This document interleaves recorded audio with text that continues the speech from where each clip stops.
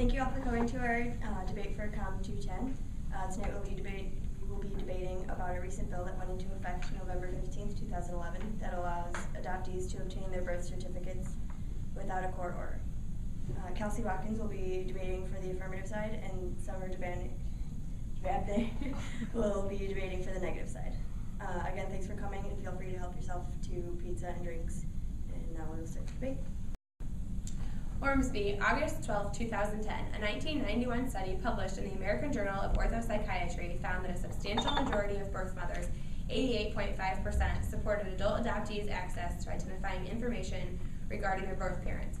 Additionally, a voluntary study conducted in 1989, the Maine Department of Human Resources Task Force on Adoption found that out of 130 birth parents surveyed, all 130 wished to be located by the child they had relinquished for adoption once he or she became an adult.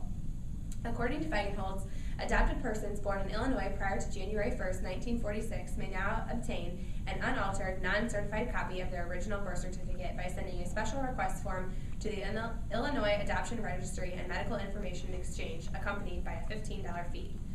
Feigenholz and other adopted adults over the age of 21 who are born in Illinois after January 1, 1946 will be able to begin requesting copies of their original birth certificates on November 15, 2011. Unless the parents who gave them up contact the state and request privacy. Kraska, who was placed with his adoptive parents at birth, learned of his adoption at the age of 43. It will mean the end of all of the misery, Kraska said. Where it goes from here, I don't know, but at least I will have the answers to all of the big questions I've been wondering about for most of my adult life, to be able to say, yeah, I got a name. Harms. Again, from Williams, 2010, Peterman's assertions about birth parents, especially birth mothers' desire to meet the children who were adopted into other families come from the Adoption Institute's research. Feigenholz's similar beliefs come from her own experience. The overwhelming number of birth parents have been waiting for this moment for a long time, she says. I know that my birth mother did. Feigenholz says she got a classic first response when she met her birth mother. What took you so long? Ormsby, 2010. I feel like today is a part of history, Pat Quinn said, and a very special part of history. This new law is making a difference for families everywhere. Also in Ormsby, 2010, when I was born in 1937, adoptees' birth records were never sealed, said Kraska. But by the time I was an adult and had learned about my adoption, my original birth certificate had already been retroactively sealed for 100 years. This evidence proves that adoptees, the government, and even the original birth parents will all benefit from this new legislation and that they all want it. Inherency. Williams, 2010.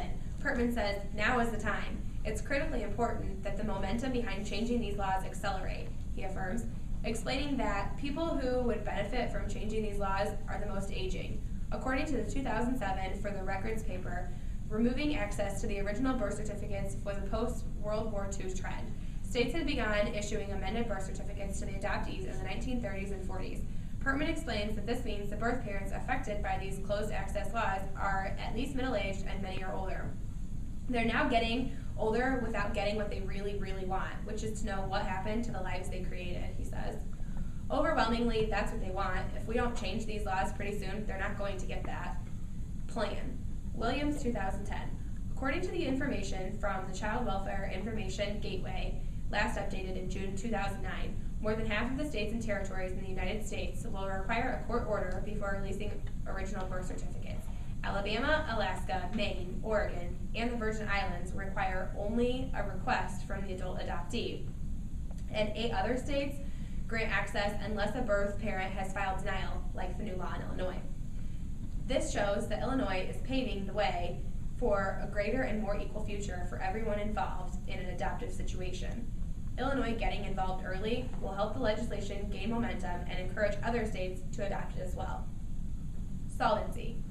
Quoted from Williams, 2010, Sarah Feigenholz had her aha moment in the late 1990s. A fellow state representative introduced her to a group of adoption advocates, knowing she would have a personal connection to them. Feigenholz herself is adopted. And Feigenholz has already searched for and reunited with her birth mother. Many of these advocates wanted the same opportunity, but to do that, they first needed access to their original birth certificates, which were sealed under Illinois law at the time. Feigenholz recalls, so much pain in that room. I had this aha moment where I realized the power I had in the place where I At that moment in time, I was obligated to do something. It took a while, 13 years of untangling the history of the state's relevant legislation, reworking the Illinois Adoption Registry, changing the confidential intermediary program, but Feigenholz has met that obligation. It was 13 years of trying to navigate people toward their truths, with all of these obstacles in the way, she says. The last obstacle was removed when what was HB 5428, the original birth certificate access bill, passed the Senate of the Illinois General Assembly on April 21st. Governor Pat Quinn signed that bill into law on May 21st, 2011. The legislation is known now as Public Act 0960895. Feigenholz admits some of the success was luck, but she also says she decided that this was the year to get this bill passed. This just reinforces the magnitude that this legislation is making for everyone involved. Once more and more people begin to have their aha moments, a mass movement will start and lead to a better quality of life for those that have gone years wondering, what if? This will help the triad of people. It will help the adoptees, the government, and the birth parents. You mentioned 130 birth parents wish to be located by their child, but what about everyone else? Like I said previously, the birth parents have the right to contact the state and request privacy.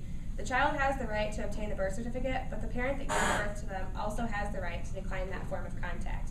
I mentioned earlier that it is still a structured process for the adoptee to retrieve these documents. The process involves adopted persons to send a special request form to the Illinois Adoption Registry and Medical Information Exchange, accompanied by a $15 fee. Even then, once they do obtain the original birth certificate, it does not grant them access or give them some kind of phone number and address to their birth parent, only to their names and their certificate itself. Okay, that study of 130 birth parents consists of voluntary participants. So don't you think they probably feel passionately about the topic? And if they do feel passionately, wouldn't that sway their decision to be in favor of the law? I did use that study, but I also discussed a study done by Ormsby that was not a voluntary study, and 88.5% of birth parents supported adult adoptees' access to identifying information regarding their birth parents. Okay, you explained that the birth parents are now approaching middle age and older, so if they have gone this long without knowing, don't you think it may do more harm than good and be an unnecessary change? In the article from Williams, I gave a perfect example of a middle-aged woman, Feigenholz, meeting her even older birth mother. Feigenholz stated the overwhelming number of birth parents have been waiting for this moment for a long time, she says. I know that my birth mother did. I got the classic first response when I met my birth mother, what took you so long? You said that Illinois is only the 9th state to adopt this law. Don't you think there might be a reason for that? Yes, I did mention that Illinois was only the 9th state to adopt this law, but I also explained the many benefits that are going to come with that. This is showing that Illinois is paving the way for a greater and more equal future for everyone involved, including the adoptee, the adoptee's parents, and the legislation.